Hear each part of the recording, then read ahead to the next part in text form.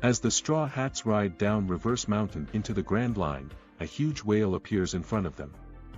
With the helm still broken, they are about to crash into it, but Luffy fires a cannon, sufficiently slowing the ship, just breaking his beloved seat, the ship's sheep figurehead.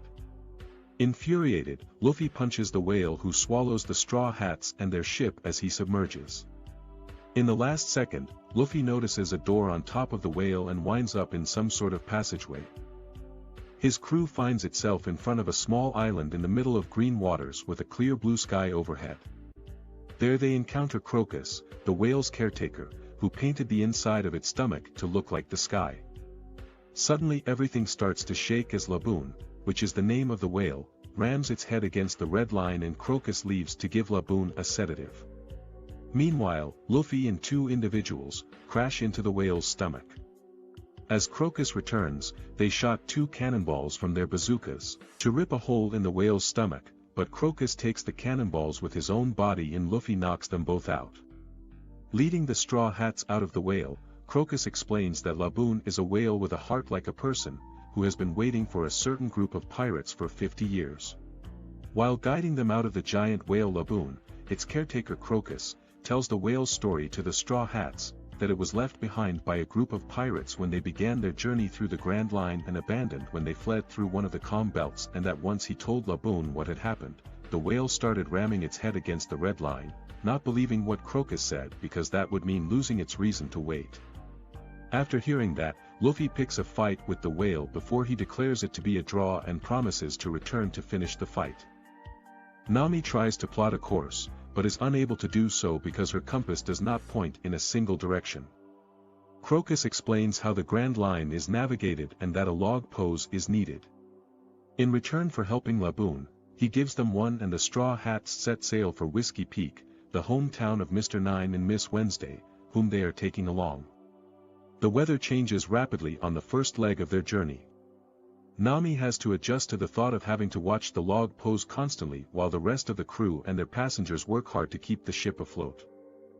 As they arrive at their destination, the townspeople greet them warmly and throw a party in their honor. When eventually the crew falls asleep from exhaustion, the townspeople, who are really bounty hunters of the secret organization Baroque Works, plan on capturing them. However, Zoro only faked falling asleep and takes on the group of roughly 100 hunters on his own. Nami, who faked falling asleep as well, searches the town for the bounty hunters' treasures. Meanwhile, Zoro lets loose on the bounty hunters the two new swords he received in Louge Town, Yubashiri and Sandai Kitetsu. After he defeats all of them, including the frontier agents Mr. 9, Miss Wednesday, Mr. 8, and Miss Monday, a new threat arrives, that being the Baroque Works officer agents Mr. 5 and Miss Valentine. Their mission is to eliminate two traitors, who know the true identity of the organization's boss Mr. 0. They reveal them to be Mr. 8, who is really Igaram, captain of the Royal Army of the Kingdom of Alabasta, and Miss Wednesday, who is actually Alabasta's crown princess, Nefertari Vivi. Mr. 5 and Miss Valentine follow after Vivi, who attempts to flee the island. Mr. 9, despite learning Vivi's a traitor, tries to protect her but is beaten. Igaram, no longer able to fight himself, begs Zoro to save her, but Zoro refuses. As the Alabastan soldier promises a handsome reward, Nami chimes in. She first extorts Igaram to raise the amount, then she extorts Zoro to save the princess. Miss Monday also decides to try and protect Vivi, but is quickly beaten by Mr. 5's bomb fruit powers that allow him to create explosions from any part of his body, and Miss Valentine's kilo fruit powers which allow her to change her weight from 1 to 10,000 kilograms. When Zoro is about to take on Vivi's assailants, Luffy appears. Oblivious to the townsfolk's occupation as bounty hunters. He wants to fight Zoro for cutting them all up, and unable to convince Luffy of the truth, Zoro fights him. The officer agents attempt to get past the fighting crewmates, but are caught up in the struggle and easily defeated. Luffy and Zoro are about to go all out, when Nami arrives and violently ends their duel.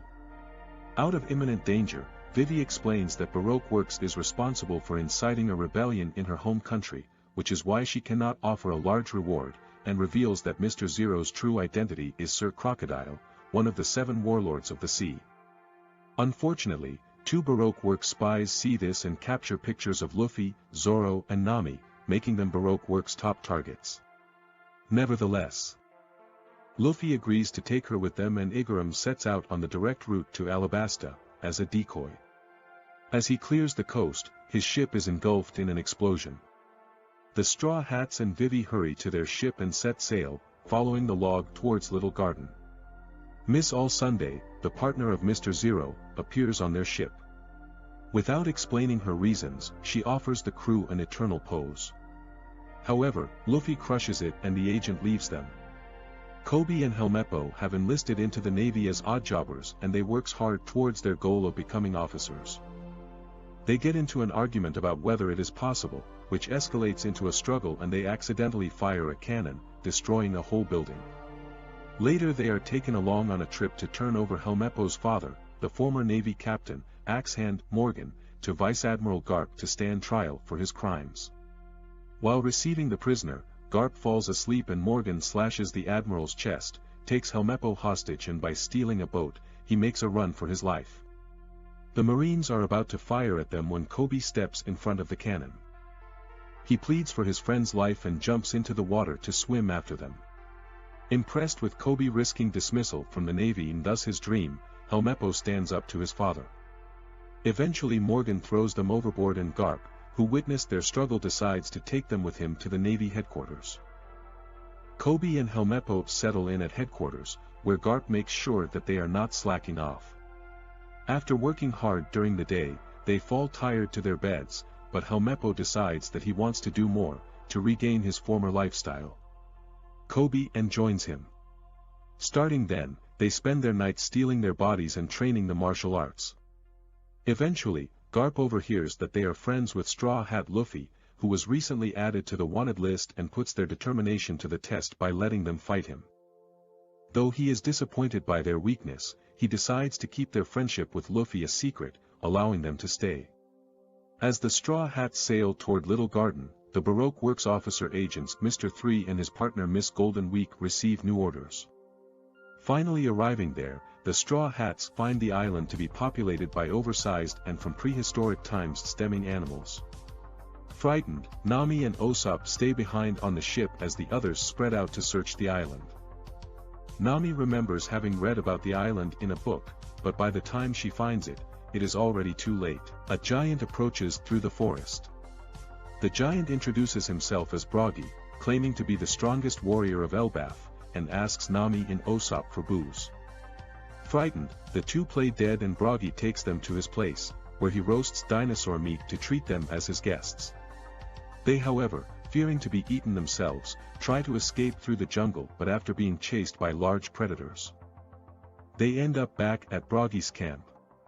Elsewhere, Luffy and Vivi meet Dory, another giant and Broggy's rival, who tells them that they are engaged in a 100-years-long duel. Whenever the island's central volcano erupts, the two face each other in combat. Meanwhile in the jungle, the Mr. 5 pair joins forces with Mr. 3, who plots to earn the giant's huge bounties. Usopp, who is immensely impressed with the giant's fight, decides to strive to be like them and starts calling Broggy his master. After their fight, which like thousands before it, ends in a draw, Dory receives 2 barrels of booze from Broggy, which he obtained from Nami and Usopp. Unbeknown to the four, the contents of one of the barrels is made to explode by Mr. 5. When Dory later drinks it and it badly injures him from within, he accuses the Straw Hats. Left with no choice, Luffy fights the weakened giant and knocks him out. However, by the time of the next eruption of the center volcano, Dory gets back up and heads into battle, knowing his chances to be bad. Before he leaves to face his rival and friend for a last time, Dory traps Luffy under a huge rock. While the giants fight, Nami and Usopp try to cross the jungle to meet up with Luffy and Vivi at Dory's camp. Once again fleeing from a hungry dinosaur, Nami is distracted by a life-sized facsimile of Luffy and captivated by Mr. 3's wax fruit powers, which allow him to generate wax, and Zoro is captured in a similar way. Usopp arrives alone at Dory's camp, shortly followed by Mr. 5 and Miss Valentine. The giants' manipulated duel ends in defeat for Dory. Broggy, who stands in tears over the lifeless body of his friend, is addressed by Mr. 3, who already encased the giant's feet in iron-hard wax. Mr. 5 captures Vivi, while his partner stomps Usopp chest-deep into the ground. After explosively beating down on the still-trapped Luffy, Mr. 5 and his partner take Vivi to the giant's duel site, where Mr. 3 is busy further restraining Broggy with his wax. Mr. 3 creates a large cake-shaped pedestal upon which Vivi, Nami, and Zoro are placed. He then explains to Broggy how he manipulated their duel, causing the giant to burst out in anger and break his restraints. However, before he can completely free himself, Mr. 5 knocks the giant out with several explosions and Mr. 3 renews the restraints. Meanwhile, Karu, Vivi's ostrich-sized duck, digs out Luffy from under the rock. The bird, Luffy, and Usopp arrive at the scene just as Zoro attempts to free himself by cutting off his legs. Mr. 3 is unsettled that Zoro and Nami seem to be completely carefree since Luffy's arrival. Usopp and Karu face Mr. 5 and Miss Valentine, but instead of fighting, they let themselves be chased through the jungle. Luffy tries to destroy the wax pedestal, threatening the lives of his friends, while Mr. 3 fights to keep it intact.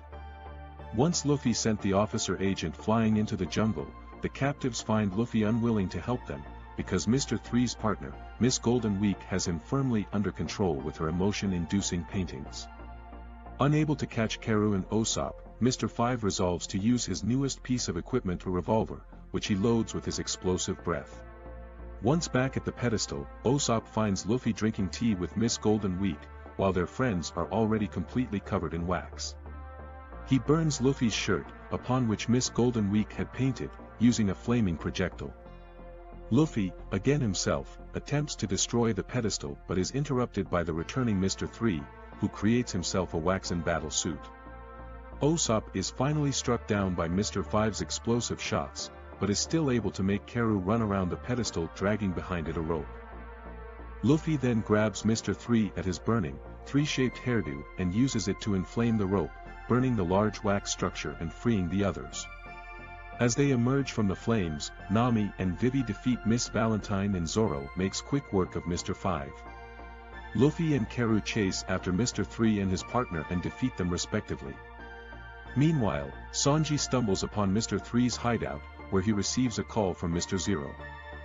Once Sanji realizes that he is talking to Crocodile, he pretends being Mr. 3 and convinces the warlord that he has eliminated Vivi and her Straw Hat escort. During the conversation, Crocodile's messengers, the otter, and its partner, the vulture, called the Unluckies, arrive to deliver an eternal pose, leading to Alabasta, to Mr. 3. They attack Sanji, but he defeats them. To justify the noisy interruption, Sanji tells Mr. 0 that one of the Straw Hats was still alive. Crocodile tells him to return to Alabasta, then, after the conversation, orders Mr. 2 to intercept and eliminate Mr. 3 en route for his failure to make accurate reports. While Broggy creates a rainfall of tears, Dory wakes up and concludes that after 100 years, Broggy's axe had gotten dull and only knocked him out. Using the eternal pose to guide them, the crew sets sail. Dory and Broggy see them off, and to thank them, sacrifice their worn-out weapons to kill a giant goldfish as it attempts to feed on the Straw Hat's ship.